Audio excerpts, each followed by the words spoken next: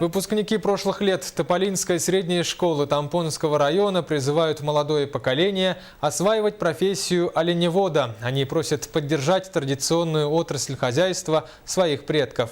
Рассказывает наш корреспондент в Тампонском улусе Нина Ханарова. 30 лет назад, в далеком 1984 году, выпускники Тополинской средней школы Тампонского района обратились к выпускникам оленеводческих районов пойти всем классам в оленеводство. Это решение было принято при поддержке директора совхоза «Тампонский», героя социалистического труда Василия Михайловича Кладкина. Решение было принято весной, а летом, перед отправкой стада, Василий Михайлович направил выпускников отдохнуть на турбазу Чучун-Муран в городе Якутске. Нет, погода была нормальная, прилетел вертолет, и буквально за 2 дня нас всех развезли по разным стадам. После того, как мы начали работать, мы работали кто радист, вот я, например, была оленевод-радист. Мои, функции выходить на связь, там нужно было сообщать погоду,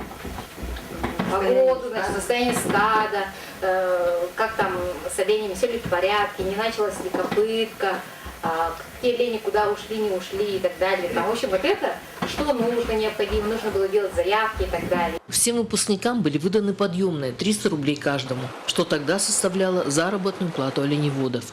Осенью того же года для выпускников были организованы курсы оленеводов Черского СПТУ-21 Нижнеколымского района. Туда приехали ребята из разных районов, поддержавших призыв и пошедших в оленеводство. После окончания курсов они получили удостоверение об окончании СПТУ. Участвовали в различных съездах оленеводов. Я в Сунтарскую ферму попал. 6-е стадо, Башев Семен Власевич, когда бригадиром был, и он был, у меня наставником. Вот он меня всему учил.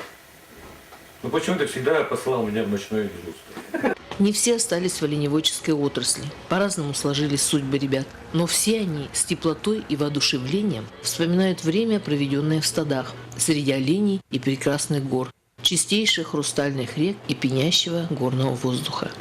Зная, что в последнее время оленеводство республики переживает не лучшие времена, выпускники 1984 года вновь обращаются к выпускникам оленеводческих районов с призывом пойти в оленеводство и поддержать традиционную отрасль хозяйства своих предков.